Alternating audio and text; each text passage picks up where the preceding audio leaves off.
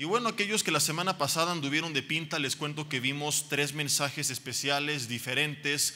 Me tocó aventarme domingo de 3x1, ¿verdad? Fue la trilogía de la resurrección. Vimos las evidencias de la vida, muerte y resurrección de Jesús.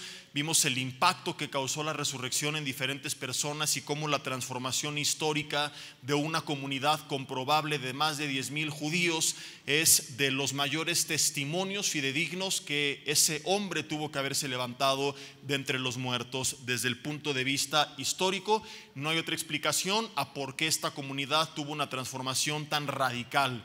Preguntamos hace 8 días en el segundo servicio cómo explicar que un carpintero de Nazaret trae un cambio en una comunidad judía en cuestión de semanas que no trajo ningún imperio en cuestión de décadas. ¿Qué décadas? Hablemos de siglos. Y vimos en el tercer servicio un tema que titulamos Transformados por la Cruz, donde ya de forma práctica vimos el resultado de su muerte y de su resurrección, su impacto en nuestras vidas.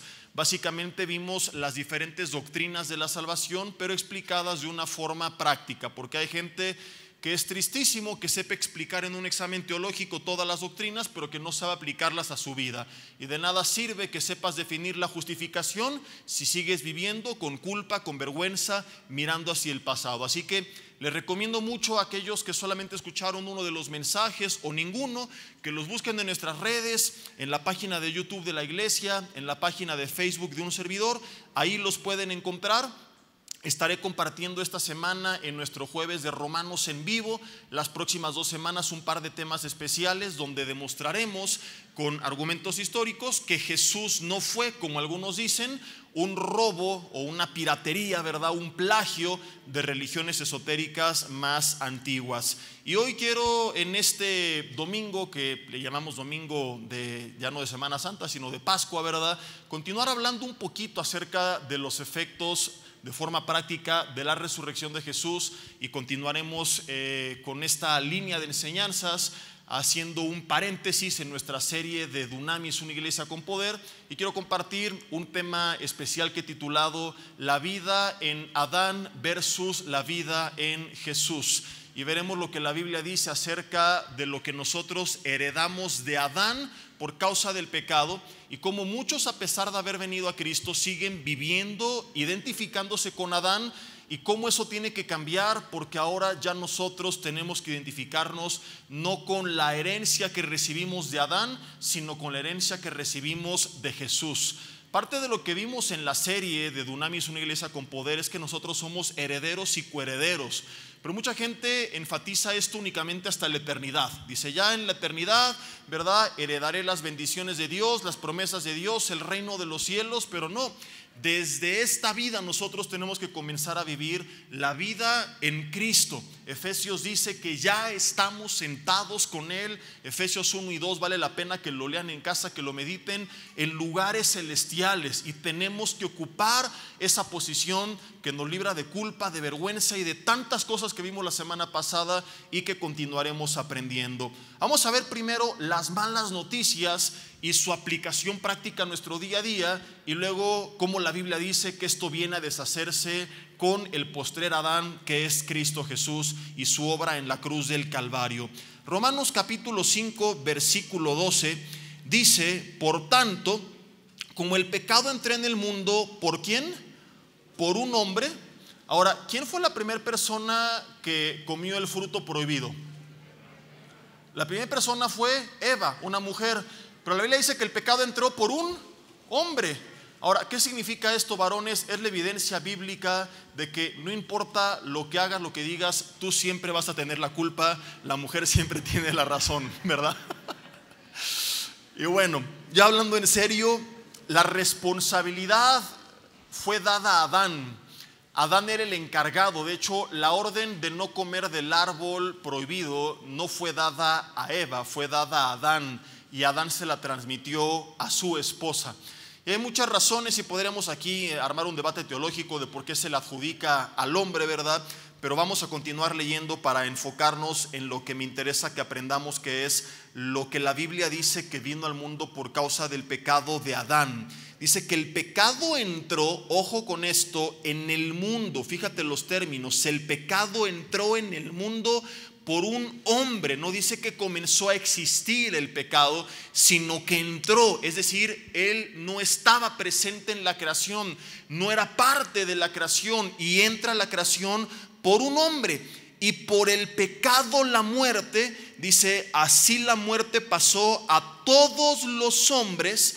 Y algunos creen que genéticamente Adán, que tenía la semilla, es el responsable, y por eso la Biblia dice que entra por un hombre. Otros argumentan, no, es que el responsable. En fin, hoy el punto no es ese. El punto es que la Biblia enseña que el pecado entra al mundo por un hombre, y por el pecado la muerte, y así la muerte también pasó a todos los hombres, dice, por cuanto todos pecaron. Vamos a ir parte por parte de este versículo tan polémico. Lo primero que tenemos que aprender es qué es lo que entró al mundo por un hombre. Dice la Biblia que entró el pecado. Ahora, ¿qué es el pecado? Al leer que entró, podríamos imaginarlo como una sustancia, como algo metafísico que se infiltró, pero no es así. La palabra pecado, muchos piensan que se refiere a las cosas malas, pero en su idioma original es la palabra amarteia en griego, que significa errar en el blanco. Era una palabra utilizada cuando un arquero disparaba su flecha y no daba en el centro. Se decía que estaba en pecado o que había pecado. Pecado es no dar en el centro, y es cualquier cosa, cualquier acción, cualquier palabra en nuestras vidas que no esté dando en el blanco. ¿En cuál blanco? En el blanco de la voluntad de Dios. De modo que pecado no es solamente hacer lo malo, sino también dejar de hacer lo bueno. Cuando yo fumo, cuando yo me emborracho, cuando me drogo, fornico, adultero, le voy al Cruz Azul, todas cosas perversas, ¿verdad? Estoy pecando. Pero cuando yo no comparto de Cristo a los demás, cuando no oro por los demás, cuando no hago lo que tengo que hacer, también estoy viviendo en pecado. Esto es lo que entró al mundo. Ahora, ¿cómo es que el pecado entra al mundo? ¿A qué es lo que se refiere? A que el ser humano, antes de la caída, no conocía nada más que la vida en el blanco. Es decir, Adán y Eva vivían en el huerto del Edén haciendo la voluntad de Dios. Cuando ellos prueban el fruto prohibido, conocen por primera vez otra alternativa al plan A. Ellos descubren lo que significa vivir fuera de la voluntad de Dios, y esto es lo que entró al ser humano: el conocimiento del bien y del mal, que básicamente es el conocimiento de hacer o no hacer la voluntad de Dios. ¿Por qué dice que entra al mundo? Porque recordamos ahora todas las herencias, ¿verdad?, que el mundo de la genética ha descubierto que nosotros podemos heredar de nuestros antepasados, inclusive no solo rasgos físicos, ¿verdad?, sino también a veces cualidades del carácter, o por así decirlo entre comillas, descualidades del carácter, ¿verdad?, que tú volteas a ver y dices, no inventes, este niño tiene el mismo genio que la abuela, ¿verdad? Tiene el mismo mal carácter de su padre. Y muchas cosas a veces son simplemente hábitos que aprendemos, pero hay también herencias genéticas que inclusive llegan físicamente a afectar a las siguientes generaciones. Médicos regularmente, cuando lo vas a ver por primera vez, te preguntan si tuviste algún antepasado cercano que tuvo diabetes, cáncer o alguna enfermedad que te puede hacer más propenso a desarrollarla. No es que ya si él la tuvo, tú ya te amolaste, tú puedes romper con ese ciclo, ¿verdad? Y en Cristo y con buenos hábitos, etcétera, etcétera, las cosas pueden cambiar, pero nos hace más propenso. Entonces, en su ADN, Adán y Eva descubren lo que significa, para nosotros no es nuevo, pero para ellos sí lo fue, de desobedecer a Dios, vivir fuera de la voluntad de Dios. Y este conocimiento que entra al ser humano fue heredado a las siguientes generaciones.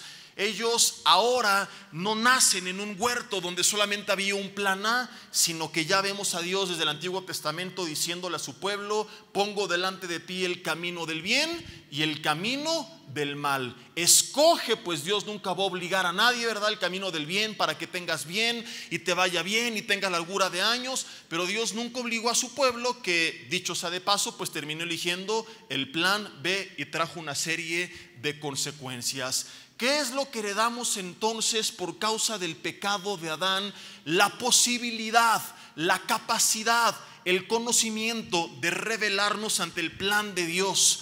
de hacer nuestra propia voluntad, de no dar en el blanco, sino dar en cualquier otro lugar que no sea el centro de la voluntad de Dios. Y eso es lo que vino básicamente a alterar el orden y la perfección de este mundo.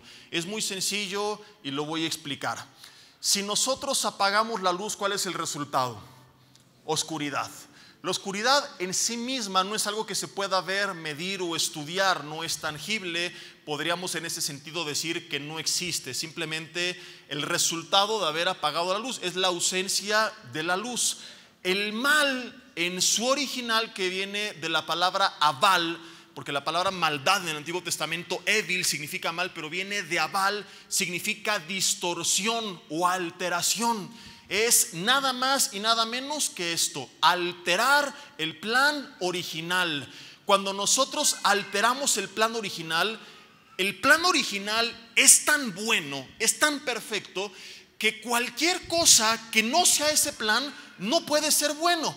Es terrible y por eso le llamamos mal, pero en sí mismo no es algo que existe, simplemente el resultado, por así decirlo, de la ausencia de esa luz. Lo voy a explicar con la Biblia. Cuando estudiamos teología y hablamos de los atributos de Dios, es hora de darse un zape para despertar un poco, ¿verdad? O tomarse un café, porque esto es bien importante que lo sepamos. Los atributos de Dios son explicados de forma individual para intentar entenderlo mejor. Pero es un error creer que Dios es la suma de una serie de atributos. Dios no es amor más justicia, más paz, más santidad. Dios es todos estos atributos actuando juntos todo el tiempo, al mismo tiempo, en todo lugar. En nuestros términos, porque en sus términos Él habita fuera del tiempo, pero de acuerdo a la forma en la que vemos las cosas, Dios es la suma de todo, y esto le conocemos como la unidad de Dios. Y Dios es tan perfecto que cualquier cosa que se lleve a cabo fuera de Él tiene por resultado lo contrario a lo que es en sus atributos. Ejemplo: Dios no tiene amor, y esto lo voy a explicar mejor porque me está viendo con cara de, a ver, ya entendí, brother. Pero es importantísimo que lo entendamos porque va a arreglar muchos problemas. Hasta el niño está llorando. Entonces Dios no tiene amor. Si Dios tuviera amor, correríamos el riesgo que un día dejara de tenerlo y entonces dejara de amarnos. ¿Por qué sabemos que nada nos puede separar de su amor? Porque la Biblia no dice que Dios tiene amor. Tú y yo tenemos amor, pero Dios es amor. Cuando la Biblia dice que Dios es amor, significa que todo el poco, mucho amor que podamos conocer en el mundo es simplemente un reflejo de lo que Dios nos ha manifestado. De Él nace el amor. Él es la fuente innata de todo amor, porque Él es amor. Si yo vivo una vida sin Dios y Él es la fuente de amor, ¿cuál es el resultado opuesto al amor? Odio, resentimiento, venganza, maldad, todo aquello que va en contra del amor. Si Dios es la fuente de la paz y yo me aparto de Dios, ¿cuál es el resultado natural? Una vida de ansiedad, de temor, de preocupación. ¿Por qué? Porque no estoy obteniéndolo de su fuente original. Si Dios es la fuente original del gozo, una vida sin Dios, una familia sin Dios o un mundo sin Dios va a conocer lo que es la amargura, lo que es el odio. Todo esto entró al mundo. No porque Dios dijera, ahí les va la maldad, el odio, el resentimiento, la ansiedad. Todo esto fue solamente el resultado natural de que el ser humano apagara la luz. No cabe tal cosa como llévense la oscuridad, más bien es prendan la luz. Y de igual forma, cuando nos preguntamos, ¿y por qué en este mundo hay tanta maldad? Cuando entiendo que maldad en su original es la distorsión del original, la respuesta es muy sencilla. No es que todo aquello que nos afecta, el odio, el resentimiento, la amargura, la ansiedad, la maldad, sea algo tangible que Dios se tenga que llevar. Es simplemente el resultado natural de apartarse de la fuente de todo aquello que es perfecto. Dios es tan perfecto y tan necesario que no puede haber un plan B, C o D que sea bueno sin Él.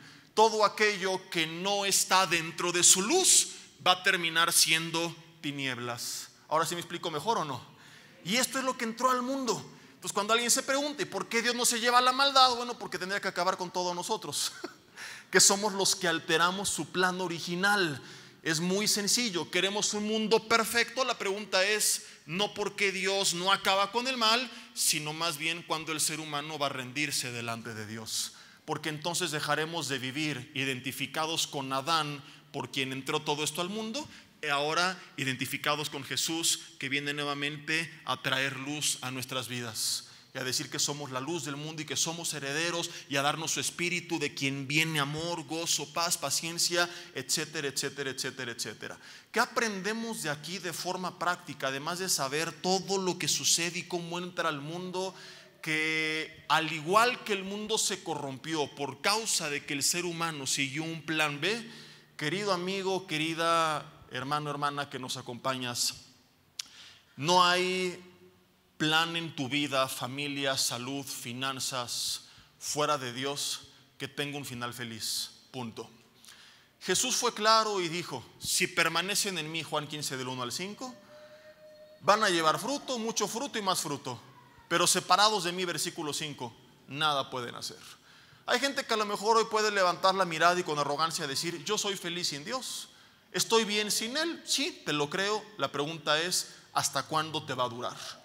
Porque hoy, como lo hemos visto tantas veces, ¿verdad? La ciencia confirma que esa satisfacción que tú sientes es simplemente un proceso químico en tu cuerpo, de las señales que está recibiendo tu cerebro, de las cosas que le gustan, y cómo al ser procesadas se liberan ciertos químicos, hormonas, neurotransmisores que te hacen sentir bien, pero en cuestión de meses que te acostumbres a las señales, volverá tarde o temprano en el mismo vacío que hay por naturaleza en el ser humano, que no puede ser lleno por siempre sin Dios. Es como una pareja que a lo mejor va en la carretera disfrutando del sol y del día y del clima, y que dice: yo estoy perfecto así, pero que no está preparada para las curvas y barrancos y baches que vienen a continuación. Habrá un punto en nuestras vidas en el que nos demos cuenta cuánto necesitábamos a Dios, y que el problema no era mi crisis, no era mi amargura, no era mi ansiedad, no era mi temor, no era mi odio. Todo eso fue el resultado del problema. El problema es que en algún momento yo apagué la luz. Y tienes a personas en el mundo entero diciendo: llévense la oscuridad, quiten esto de mi vida. Y nos enfocamos inclusive en las consejerías en el punto equivocado. Estamos tratando de aconsejar o predicar de cómo llevarnos las tinieblas, cuando esto no se puede. Solamente hay una raíz de todo esto y una solución, y es muy sencilla: prende la luz. Vuelve al plan a permanecer en Cristo, a ser limpio por su palabra, Juan 15 del 1 al 5, y entonces llevarás fruto, mucho fruto y más fruto. Si el fruto del Espíritu es amor, gozo, paz, paciencia, bondad, benignidad, fe, mansedumbre y dominio propio, y estoy batallando con lo opuesto, con la antítesis de todo esto, estoy batallando con el odio, con la falta de paz, con el egoísmo, con la falta de dominio propio, ¿qué es lo que necesito? Vivir en el Espíritu para que se produzca este fruto en mi vida y pueda experimentar del plan A perfecto que Dios tiene para mí. Dios es tan perfecto y tan maravilloso y tan completo que no puede haber un buen plan fuera de Él. Por eso cuando Dios se presenta a Moisés y Moisés le dice: Señor, ¿quién le voy a decir a mi pueblo que me ha enviado? Dios no le dijo: diles que te envió un Dios poderoso, bondadoso, re buena onda, lleno de paz. No, es tan grande que no hay forma de explicarlo, y por eso que es pecado tratar de representarlo en una imagen. Porque cualquier intento del ser humano por describir en sus términos la grandeza de Dios va a terminar siempre siendo muy inferior a cuán grande realmente es Él. Es como, por ejemplo, alguna vez, no sé si en algún lugar alguien te hizo un retrato hablado y tú lo viste y dijiste: oye, no manches, así no soy yo estoy más guapo. Y te sentiste ofendido. No vayamos tan lejos. ¿Te ha pasado que toman una foto con el celular? No es un retrato hablado, es la imagen que está reflejando una cámara, y que tú lo ves y dices: no, tómalo otra vez porque salí muy feo. Y que los demás ven, dices: brother, ¿cómo te explico? Pues que así eres. La cámara no puede hacer trampa, no va a decir: a ver, le voy a poner más orejas a este cuate, ¿verdad? Y usamos filtros para tratar de no, aquí sí me parezco, así soy yo, ¿verdad? Y dices, en el caso de los solteros, a veces cuando se conocen, ¿verdad? Vieron un filtro y de repente la realidad es otra, que ya va a llegar a un punto en el que van a tener que demandar por fraude, porque ya no hay otra manera de explicarlo. Y nosotros con defectos nos molestamos cuando pensamos que no se está retratando la realidad. Imagínate cuánto más un Dios tan perfecto. El punto al que iba, que Dios le responde a Moisés: diles que yo soy, te ha enviado. ¿Por qué? Porque yo soy el que soy.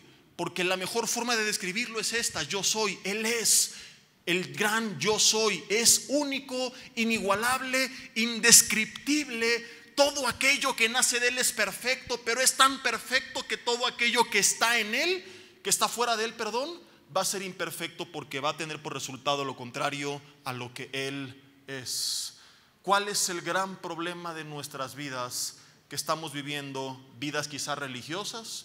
Vengo el domingo a la iglesia, aprendo un rato, me persino, tengo un guachinango en mi coche, pero no vivo realmente teniendo una relación con Dios. Y es lo que heredamos de parte de Adán: la capacidad del conocimiento, la habilidad, por así decirlo entre comillas, más bien la deshabilidad de elegir otro plan que no es el plan original. Y el ser humano, cada vez que elige un plan que no es el plan de Dios, que me comporto como esposo, como esposa, como hijo, que tomo decisiones financieras, que administro mi vida, mi familia, mi negocio, mi cuerpo fuera de la instrucción original de Dios, cada que yo no estoy dentro de su plan, el resultado una y otra vez es opuesto a la perfección de Dios. Está fuera de su luz, es lo que llamamos nosotros tinieblas. ¿Cómo podemos nosotros erradicar esto y vivir identificados con Cristo? Recordando que Cristo, como lo vamos a ver, viene a deshacer las obras del diablo, viene a hacer que nazcamos de nuevo, viene a darnos su perdón, pero también vino a dejarnos su palabra. Lámpara es a mis pies tu palabra, lumbrera mi camino. Tenemos aquí sus consejos para caminar en el plan A de nuestras vidas, para que en cada área de nuestras vidas podamos vivir esa perfección de Dios y descubrir aquella maravilla que le prometió a Josué: todo lo que hagas, ¿te lo imaginas? Será prosperado, todo te saldrá bien. Imagínate levantarte cada mañana sin el temor de: ¿y si me va mal? ¿Y si repruebo? ¿Y si la macuspana me batea? ¿Y si se va con otro? ¿Y si mis hijos esto? ¿Y si mi esposa lo otro? Y levantarnos como el rey David y decir: este es el día que hizo el Señor, me alegraré en él, me gozaré en él. Señor, todo lo que hagas será prosperado. No todo será color de rosa, habrá aflicción, pero tú has vencido al mundo y voy a prosperar. ¿Qué significa avanzar? Como José, que aún en la cárcel prosperó, que aún como esclavo prosperó. Señor, aún en crisis, aún sin dinero, aún sin empleo, pero voy a avanzar hacia adelante. Si no fue económicamente, fue emocionalmente, y si no fue espiritualmente, y si no fue en mi carácter, pero de que avanzo, avanzo, porque contigo no hay retroceso. Porque el Señor, aquellos que le aman, dice Romanos 8:28, todas las cosas les ayudan para bien. No en la forma en la que esperábamos, quizá en otra naturaleza, pero con Dios avanzamos. Y es lo que le dijo a Josué. Pero ¿qué le instruyó? ¿Qué le mandó antes? Vas a meditar en mi palabra todos los días de tu vida, de día y de noche. Nunca se va a apartar de tu boca este libro. Lo vas a guardar en tu corazón, lo vas a hablar. Y cuando yo medito su palabra, y no solamente con muchos religiosos que la meditan para pelear en internet, le llamo yo los teólogos del Facebook, ¿verdad? Nada más andan ahí viendo a ver quién se equivocó para pelear, y el fruto de sus vidas demuestra que todavía no saben nada de lo que dicen que supuestamente saben. No, cuando la medito para guardarla y para compartirla y para hablarla, el resultado es lo que Dios le dijo a Josué: empiezo a avanzar en todas las áreas de mi vida, porque en todas las áreas de mi vida estoy caminando con la dirección de Dios. Querida familia, antes de pasar al siguiente punto, te quiero hacer una pregunta. Esto es lo que recibe el mundo a causa de Adán. ¿Qué es lo que están heredando nuestras siguientes generaciones? ¿Qué es lo que estamos modelando a nuestros hijos? Están viendo padres y madres, están viendo hermanos, están viendo amigos, están viendo personas que cada rato toman el plan B, el plan C o el plan D, o están viendo personas que no son perfectas, pero que al menos procuran, intentan y saben que el mejor plan es el plan A. No estoy hablando de ser legalista y poner cargas y decir: oh, si te equivocaste, pagano, pecador, aleluya. No, todos nos equivocamos. Pero una cosa es que yo me equivoque y que lo reconozca y me arrepienta, y como dice Proverbios 4:23, reconozca a Dios en todos mis caminos y vea cómo Él endereza mis veredas. Y otra cosa es que premeditada, consciente y cínicamente esté viviendo de forma permanente fuera de la voluntad de Dios, sin el más mínimo problema.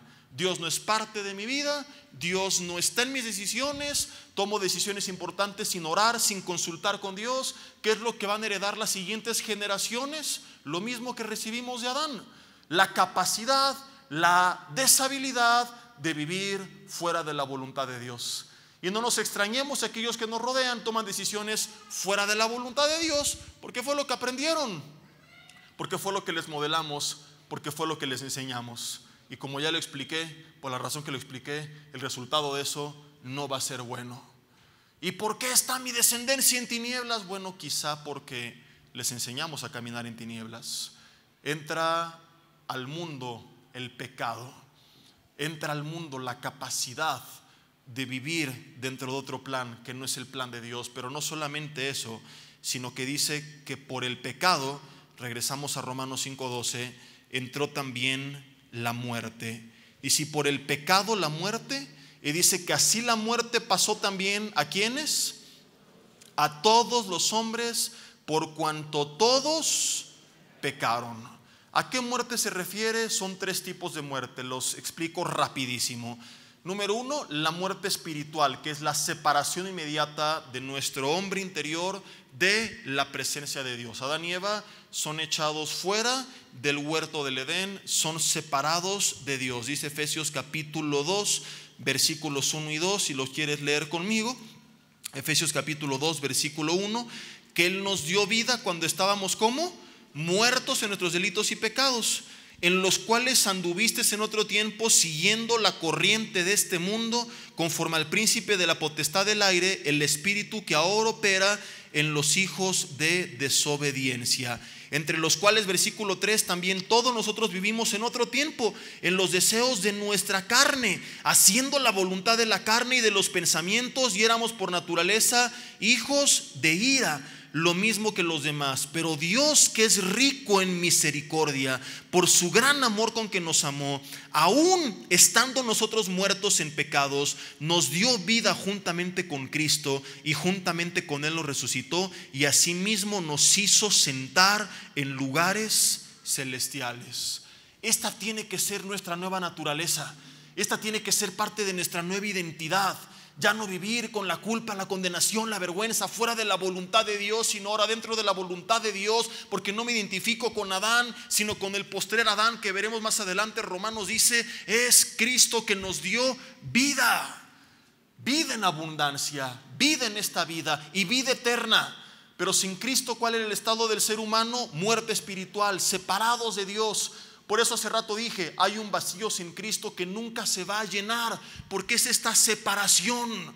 Adán y Eva eran plenos en el huerto del Edén. Desde que son echados fuera del huerto del Edén, viene un vacío por naturaleza al ser humano que está en búsqueda de la felicidad. Y por eso, como hace poco lo compartía, te encuentras con políticos, artistas, famosos, deportistas, actores, etcétera, que han alcanzado la cima en su carrera, que tienen todo lo que el hombre desea, pero que Salomón, que también lo tuvo todo, concluyó: todo es vanidad de vanidades.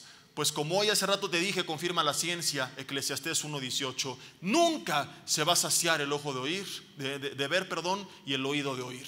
Siempre, tarde o temprano, va a volver el mismo vacío si vivimos una vida sin Dios. En segundo lugar entra la muerte física, que es un proceso que comienza inmediatamente después de la caída, que ocurre al momento que se separa nuestra alma de nuestro cuerpo. Y eso no solamente afectó al hombre, esto es interesantísimo, sino que afectó a toda la creación. Toda la creación está con dolores de parto, gimiendo, esperando la manifestación gloriosa de los hijos de Dios. Y el mundo también fue maldecido por causa de la caída humana y se sujetó al estado de entropía, y vino una descomposición general. Ahora, no sé si tú te has preguntado esto, que también es interesantísimo, hablando de la herencia de Adán y haciendo la aplicación de lo que heredamos nosotros a las siguientes generaciones. ¿Por qué entra la muerte al mundo si los que pecaron fueron Adán y Eva? ¿Qué culpa tiene la pobre jirafa? ¿Qué culpa el borreguito? ¿Qué culpa los camellos? ¿Qué culpa tuvo la creación? ¿Por qué la creación también fue sujeta a ese estado de entropía? ¿Por qué no la creación siguió su curso natural? mientras iba muriendo el ser humano que fue el que pecó? ¿Nunca te lo has preguntado? La respuesta, no por la respuesta en sí misma, sino por su aplicación, es impactante. Porque la creación estaba bajo la autoridad del ser humano. Recuerda que Dios puso al hombre y a la mujer en el huerto del Edén y les dijo que iban a señorear sobre la tierra y que iban a sojuzgar la tierra. La autoridad del hombre era Dios, pero la autoridad de la creación era el hombre. Digan conmigo, yuyuy, ayayay. Y cuando el hombre peca, afecta todo aquello que estaba bajo su autoridad. Entonces, no solo por causa de Adán entra el pecado al mundo, sino entra también la muerte a todo el mundo. Y este es un principio de autoridad y sus consecuencias que nos tiene que poner alertas a todos aquellos que somos autoridad de algo, de alguien. Autoridad en tu empresa, en tu ministerio, en tu familia, en tu grupo de discípulos, porque lo que tú hagas puede afectar para bien o para mal a aquellos que están bajo tu autoridad. Dile al de al lado, tómala. Porque mucha gente dice, es mi vida, yo hago lo que quiera, no se metan conmigo, no me molesten. No solamente eres tú. Si eres tú solo como el llanero solitario, ahí sí entre tú y Dios se arreglan. Pero ¿cuántas veces el pueblo de Israel, por ejemplo, fue afectado por malas decisiones que tomaron los reyes? Y podemos ver eso en tantas aplicaciones en la Biblia, y eso nos tiene que hacer despertar a todos como autoridad, porque comenzando por nuestra propia casa, nuestra familia puede ser afectada si yo no vivo con temor de Dios, con respeto de Dios, con reverencia a Dios, y pienso que me puedo burlar porque mi esposa no se entera y mis hijos no se dan cuenta, y en la iglesia se la creen con la gran cara de hipócrita que pongo. Puedes engañar a todo el mundo y vivir años siendo infiel, siendo deshonesto, corrupto. Pero dice la Biblia, no te engañes, Dios no puede ser burlado. Todo lo que el hombre sembrare, Gálatas 6, 17 y 18, eso también segará. Hay una ley que es la de la siembra y la de la cosecha. No es que Dios dice, ahora te maldigo para que se te quite, aleluya, y a tu familia también, porque ahora sí que ¿qué culpa tiene el niño? No, es el resultado natural de mis acciones. Si yo me dedico al campo, por ejemplo, y dejo de trabajar la tierra, ¿qué va a pasar con la tierra? No va a dar fruto. ¿Y quién va a ser afectado? Todo aquel que depende de esa tierra. Y no tuvo que ver Dios en el proceso. No puede salir la familia y decir, Dios, ¿por qué no hubo el fruto este año? Porque el encargado del campo se volvió un haragán. Entonces yo no les mandé la maldición, fue el resultado natural de su irresponsabilidad. Y lo mismo aplica en todas las áreas de nuestra vida. Tienes un hombre, por ejemplo, en casa que no trabaja, que es tranza y que pierde el favor de Dios en sus finanzas. ¿A quién va a afectar? Implícitamente hablando, a su familia. Tienes a alguien en casa que es inmoral, ¿a quién va a afectar? A su familia. Y vivimos la vida culpando a Dios de lo que provocamos nosotros, diciendo, ven y arregla el problema, en vez de darnos cuenta que la solución está frente a nuestros ojos. Y se llama arrepentimiento, cambiar mi forma de pensar, rendirle mi vida a Cristo y vivir dentro de su voluntad. No es solamente tu vida, sino a quién te estás llevando, como dice Primera de Pancho 10:2, entre las patas, con tus buenas o malas decisiones. Y tú puedes ser una fuente de luz y puedes ser un canal de bendición en todas las áreas de tu vida y proveer a todos los que te rodean, y que seas un ejemplo de espiritualidad, un ejemplo de emociones estables, y que aprendan de ti tu buen carácter, y que aprendan de ti estar en paz, y que aprendan de ti a vivir con gozo, y que reciban de ti financieramente hablando toda la provisión. O podemos, como ya lo vimos en el punto número 1, decir, yo voy a tomar mi plan A. Ese es del que me dijeron están locos los aleluyos. Yo voy a hacer lo que yo quiera, vivir fuera de Dios, hacer mi santa voluntad, y entonces comenzar a corromper espiritualmente a tu descendencia, traer una bola de emociones negativos, porque es lo que produces y lo que heredaste y lo que modelaste financieramente hablando, desencadenar años de una crisis y ver cómo padece la gente que más amas por tu irresponsabilidad. Y no te lo digo para que te llenes de culpa y digas, acabando el servicio me aviento por la primera ventana que me encuentro, ¿verdad? Sino para que nos demos cuenta de cuál es el verdadero problema del mundo, del ser humano, de las familias y estructuras actuales y cómo se puede revertir solamente a través de una vida en Cristo.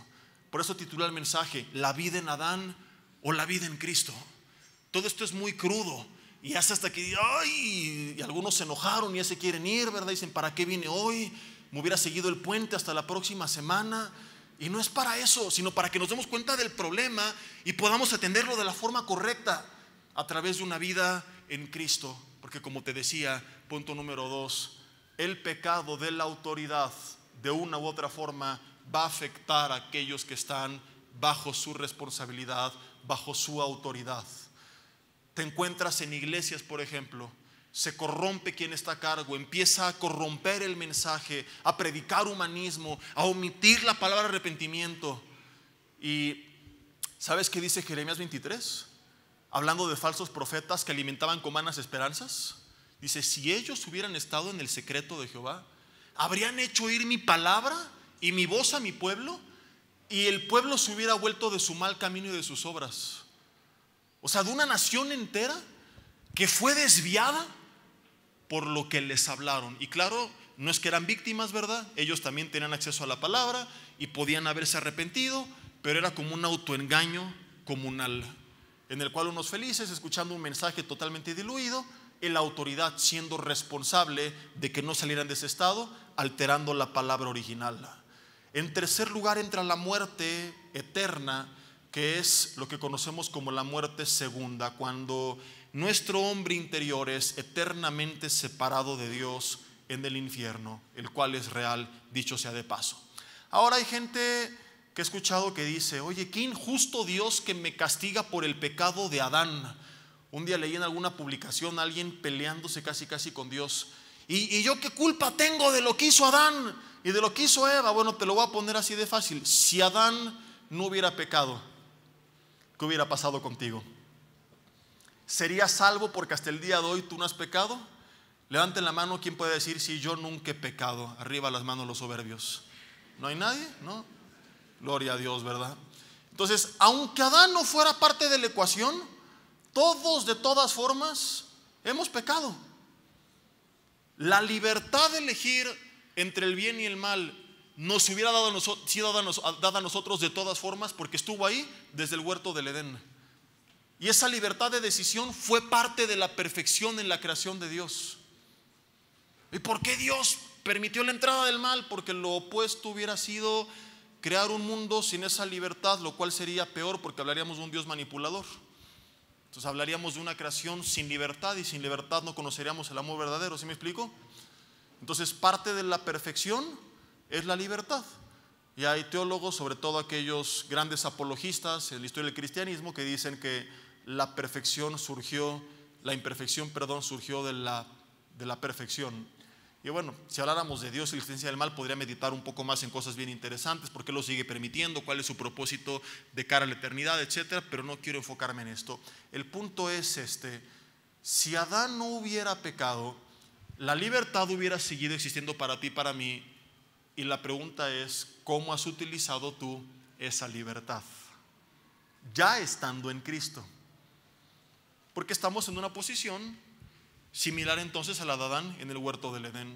Conocimos a Cristo, su perfección, recibimos su Espíritu, estamos en la presencia de Dios, y la pregunta es si desde que vinimos a Cristo para acá nunca hemos pecado. Creo que todos somos testigos de que aún estando en Cristo muchas veces usamos la libertad para lo que no es correcto. Y por eso la Biblia no dice, regresando a donde estábamos, que era Romanos capítulo 5, no dice por cuanto un hombre pecó, sino que dice por cuanto todos pecaron. No sé si te diste cuenta, fíjate, Romanos 5:12. Por tanto, como el pecado entró en el mundo por un hombre, ahí sí, dice, y por el pecado la muerte, así la muerte pasó a todos los hombres por cuanto todos pecaron. Romanos 3:10 dice, no hay justo ni aun uno, más que el pastor y el papa. ¿Te acuerdas? ¿O no dice eso último? Nadie, todos pecamos. Apocalipsis 13 versículo 8 dice que Cristo fue inmolado. Escucha esto, desde la fundación del mundo. Lo cual quiere decir que desde antes de crear el mundo Dios sabía que la humanidad iba a pecar y que iba a requerir de un Salvador. Jesús no fue el plan C de Dios. Lo que celebramos en estas últimas 2 semanas no fue el plan C de Dios. No es que Dios hace al hombre y dice: ya pecó Adán, ¿y ahora qué voy a hacer? No me lo esperaba. Pues ahora les voy a dar una ley bien pesada para que la cumplan. Señor, ya rompieron la ley. No, hombre, salieron más paganos de lo que imaginaba.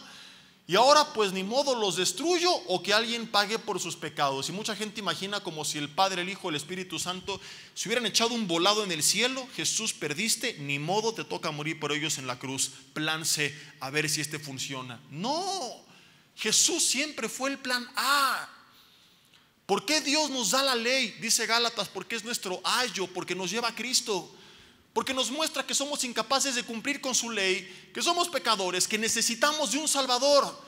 Porque el ser humano es tan soberbio que si Dios le hubiera dicho desde el día A: arrepiéntete y entrégale tu vida a Cristo como tu Señor y Salvador, el ser humano habría dicho: ¿Salvador de qué? De tus pecados. ¿Cuáles?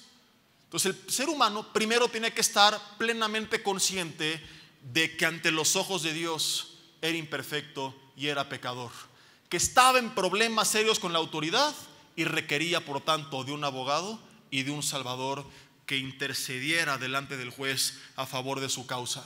Cristo fue inmolado desde la fundación del mundo, lo cual nos enseña que Dios ya sabía que tú y yo íbamos a pecar.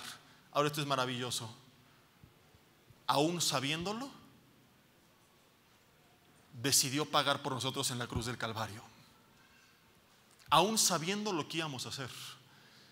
Cristo no pagó por los pecados que cometimos en algún momento y que Él supo en ese momento que cometimos, sino que Él pagó por los pecados que cometimos, pero que Él ya sabía que íbamos a cometer. Y esto es impactante porque cuando hablamos de la omnisciencia de Dios, mucha gente lo interpreta como que Dios sabe todo lo que está pasando porque estuvo presente en el momento que pasó. No, Dios sabe todo lo que está pasando porque ya sabía que iba a pasar antes de que pasara. ¿En qué me baso para esto? Además de este versículo que el rey David dijo: aún no sale la palabra de mi boca y tú ya sabes de todas formas lo que voy a decir. Jesús en la última cena con los 12 discípulos les advirtió que uno de ellos lo iba a entregar antes de que lo entregara, que todos le iban a abandonar y que Pedro le iba a negar 3 veces antes que cantara el gallo. Todos le dijeron: Señor, nunca tal cosa acontezca. Jesús les dijo: todos esta noche me van a fallar. De modo que, como algún día te compartí en el mensaje que titulé Dios no está decepcionado de ti, te sigue esperando, cuando tú y yo pecamos, no decepcionamos a Dios, porque para decepcionar a alguien tú tienes que quebrar su expectativa, y Dios ya sabía que ibas a pecar antes de que pecara. Por supuesto que contristas al Espíritu Santo, por supuesto que duele a su corazón, y no tenemos que enfocar esto en: como ya sabe que voy a pecar, pues entonces voy a seguir pecando, sino al contrario, no enfocar esto al libertinaje, sino a la santidad y al arrepentimiento. Tendría que ser yo el más duro de corazón, infeliz y desgraciado, para creer estas palabras y utilizarlas para vivir una vida de libertinaje. Aquel que utiliza la gracia sobre pretexto para libertinaje no la ha entendido, porque la gracia no lleva al abuso de la misma, no lleva al pecado, sino al arrepentimiento. Es el primer paso para una vida en santidad. Tristemente, a veces sucede justamente lo contrario, únicamente porque no se le ha entendido. Pero Romanos 2:4 dice que es su benignidad la que nos lleva al arrepentimiento. Lo que tiene que llevarme a Dios no es el miedo a Dios, sino el amor a Dios. Le amamos, dice primera de Juan 4, porque Él nos amó primero. ¿De qué se trata esto? De decir: Señor, tú ya sabías lo que iba a hacer, lo que iba a decir, que te iba a fallar, y aún así pagaste por mí la cruz del Calvario, y me has dado tu presencia, tu espíritu, me llamaste, me elegiste, me diste dones, talentos, me has dado tu bendición, tu protección. A pesar de que sabías todo lo que iba a hacer y sabes todo lo que voy a seguir haciendo, ¿sigues estando conmigo? Sí. ¿Y por qué sigues apoyando a un infeliz desgraciado como yo? Porque te amo. Y porque nunca ha dependido su amor de lo que hagamos, Si así fuera, nunca la habríamos amado. En esto consiste el amor de Dios, no en que le hayamos amado, sino en que Él nos amó primero. Estando en nuestros pecados nos amó. Y cuando alguien entiende ese amor, el resultado natural es amarle, es rendirse a Él y darle gracias. Entonces, cuando yo entiendo todo esto, no le enfoco en, pues mira, el Señor pagó por mí antes de que yo pecara y Él sabía que iba a pecar, así que voy a seguir pecando. Quien piensa así no ha entendido nada. Cuando alguien cree, asimila y recibe estas palabras, dice: Señor, has sido tan bueno, tan grande, tan amoroso, tan paciente, que cómo no podría responder entregando todo a un Dios tan bueno, tan misericordioso, tan amoroso como tú. Entender lo que la Biblia dice que pasó con el mundo no nos tiene que llevar a pelearnos con Dios. Señor, ¿y por qué si Adán fue el que pecó? No nos tiene que llevar tampoco a rebelarnos en contra de Dios. Pues voy a seguir pecando porque Él ya sabía, de todas formas pagó por mí. Tiene que llevarnos a rendir nuestras vidas a Él, a decir: Señor, quiero vivir dentro de ese plan A que aprendí al principio del mensaje, no solo porque es lo mejor para mi vida, sino porque cómo no habría de honrar, servir, amar, buscar a un Dios tan bueno, tan grande como tú. Cae el ser humano, entra el pecado, entra la muerte y una serie de consecuencias y una depravación total. Quiero leerte algunos versículos que describen perfectamente el estado del ser humano sin Dios y después terminar leyendo lo que vino a traer Cristo Jesús. Aunque lo hemos estado viendo, quiero que lo veamos de forma explícita en los siguientes versículos. Pero antes, 2 Corintios capítulo 4, versículo 3. Este era nuestro estado en Adán. 2 Corintios 4, versículo 3 dice: pero nuestro evangelio está aún encubierto, entre los que se pierden está encubierto, en los cuales el Dios de este siglo cegó el entendimiento de los incrédulos. ¿Cómo estábamos antes? Ciegos, no veíamos, no entendíamos. Ahora en Cristo yo ya no estoy ciego, ya veo la luz, me quitó las vendas de los ojos, no puedo seguir viviendo en esa necedad. Efesios 2, versículo 1 dice que nos dio vida cuando estábamos muertos en nuestros delitos y pecados, bajo la potestad, dice el versículo 2, del príncipe de la potestad del aire. Más adelante, Colosenses capítulo 1, versículo 13, dice que el cual nos ha librado de la potestad de las tinieblas, esto lo vimos hace 8 días en el tercer servicio, y trasladado al reino de su amado Hijo. Éramos parte del reino de las tinieblas, pertenecíamos al reino de las tinieblas, y por eso es que es tristísimo, ¿verdad?, que mucha gente después de haber venido a Cristo no recuerde lo que Jesús dijo en Lucas 10, 17 en adelante: he aquí les doy potestad de hollar serpientes y escorpiones y sobre toda fuerza del enemigo, y la promesa de y nada les dañará. Pablo pregunta: si Dios es con nosotros, ¿quién contra nosotros? Desde el Antiguo Testamento el profeta Isaías dice 2 veces que aunque venga el enemigo como río, el Espíritu de Dios levantará bandera contra él, que ningún arma forjada añade prosperar nuestra contra, que quién nos podrá hacer daño si nosotros seguimos el bien. Entonces veíamos, creo que la semana pasada, ¿no?, cuando gente preocupada porque les están haciendo un trabajo de brujería, que porque qué tal que si sigo bajo la maldición generacional de mis tatarabuelos, y qué tal que no he roto esta maldición de mis bisabuelos. Querido hermano, esto era nuestra vida en Adán, pero ya no estamos en Adán, estamos en Cristo. Y Jesús en la cruz del Calvario, cuando terminó, no dijo: bueno, ahí les falta que hagan esta oración y esta liberación y esto, aquello y el otro. Él dijo: consumado es. Y nos dio autoridad sobre las tinieblas y nos libró de todo pecado y de todas las consecuencias del pecado y de toda maldición. Porque la maldición no era algo que venía del enemigo, sino venía de parte de Dios, quien hablaba de maldiciones que alcanzarían hasta la tercera o cuarta generación. Eran maldiciones de parte de ¿quién? De Dios. Pregunta: ¿cómo puedo estar bajo maldición estando en Cristo? No. Jesús, vimos la semana pasada, fue propiciación por nuestros pecados. Esto nos pasa por no estudiar la Biblia. Que propiciación significa intervenir para apaciguar la ira de alguien que está sobre otro. Cristo fue propiciación, lo cual significa la ira de Dios que estaba sobre mí se apaciguó en la cruz del Calvario, donde ya dejé de estar bajo la ira de Dios y comencé a estar bajo la gracia de Dios. ya no pertenezco al reino de las tinieblas, sino al reino de su amado Hijo, en quien tengo por su sangre el perdón de pecados. Heredamos de nuestros antepasados modelos de conducta que aprendimos, que tenemos que eliminar en Cristo. Pero hablar de un cristiano que sigue bajo una maldición generacional es hablar de que la obra de Cristo Jesús en la cruz del Calvario no fue suficiente. Es creer que nosotros podemos hacer algo que Él no hizo, cuando Él en la cruz lo hizo todo. Romanos 5, versículo 17. Fíjate lo que dice. Romanos 5, versículo 17. Dice: pues si por la transgresión de uno reinó la muerte, mucho más reinarán en vida por uno solo Jesucristo los que recibieron la abundancia de la gracia y del don de la justicia. Así que como por la transgresión de uno vino la condenación, ¿a quién?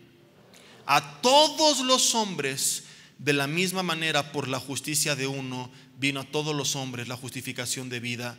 Versículo 19: porque así como por la desobediencia de un hombre los muchos fueron constituidos pecadores, así también por la obediencia de uno los muchos serán constituidos justos.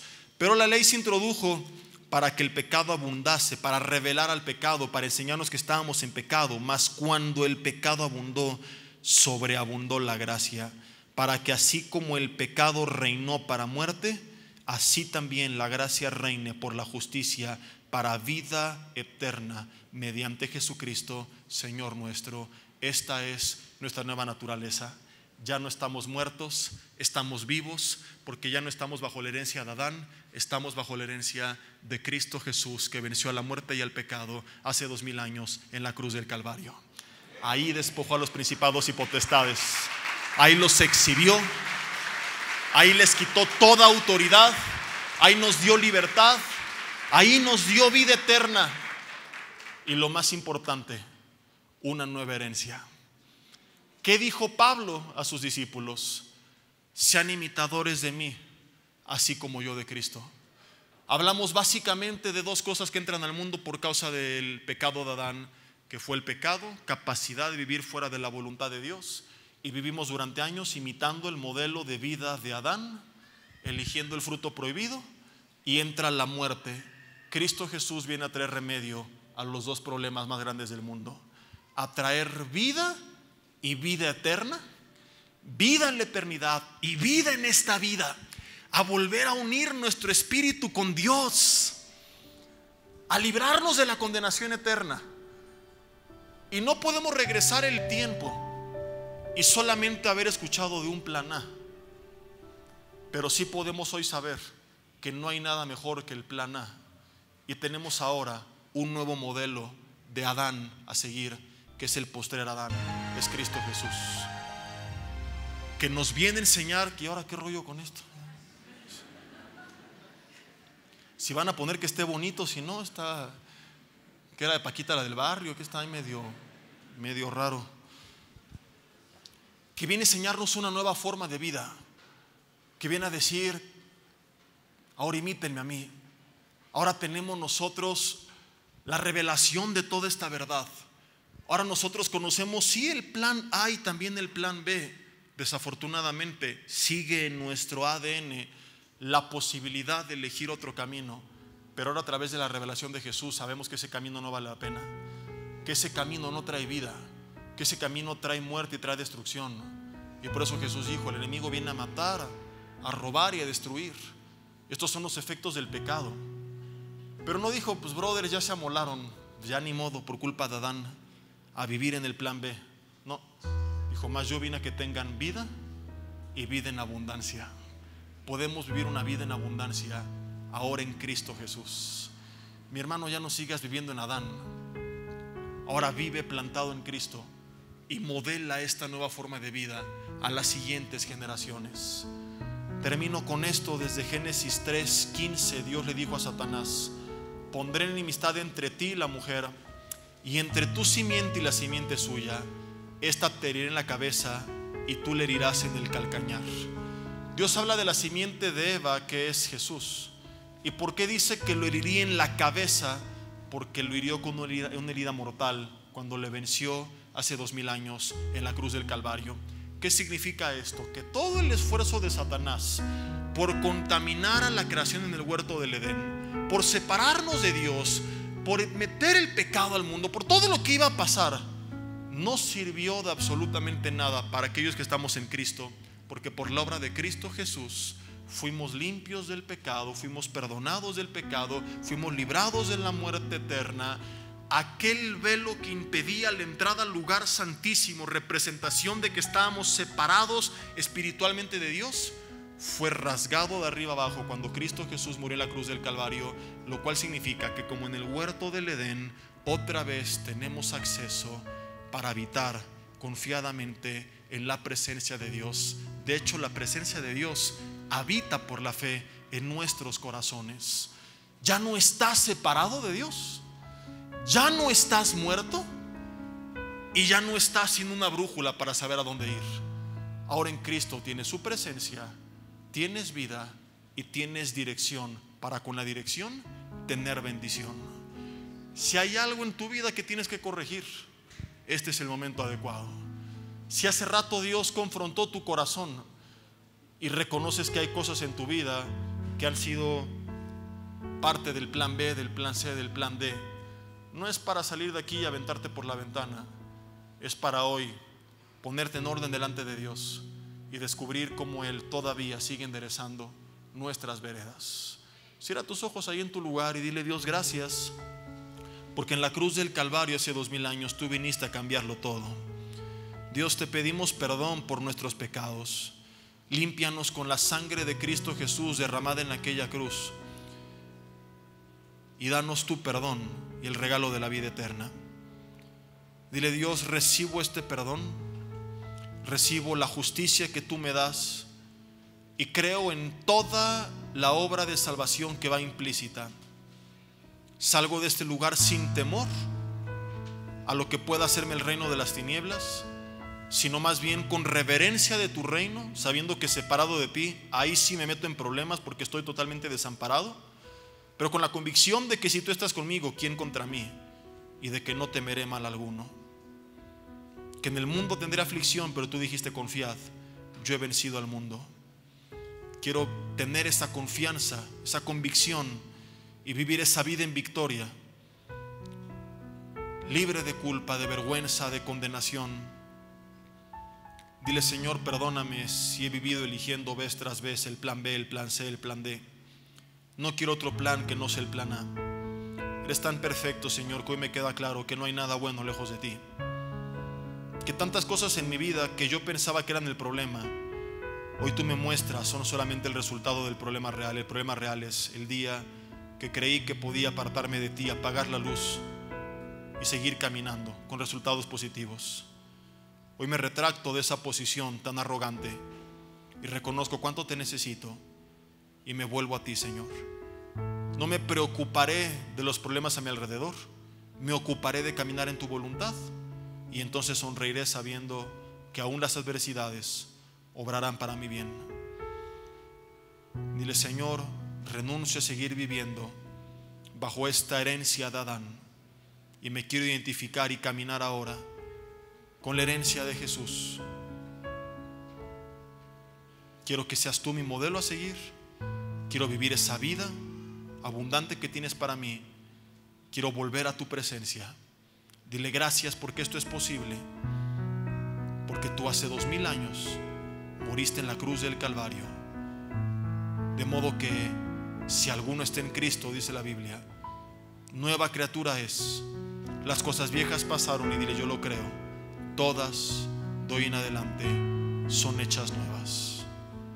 Gracias, Señor, dile, por esta nueva oportunidad, por este nuevo comienzo, por esta vida en tu voluntad buena, agradable y perfecta, que voy a vivir en mi familia, en mi salud, en mis finanzas, en mi hogar, ministerio, trabajo, negocio, en todo lo que haga, en todo lo que piense, en todo lo que diga.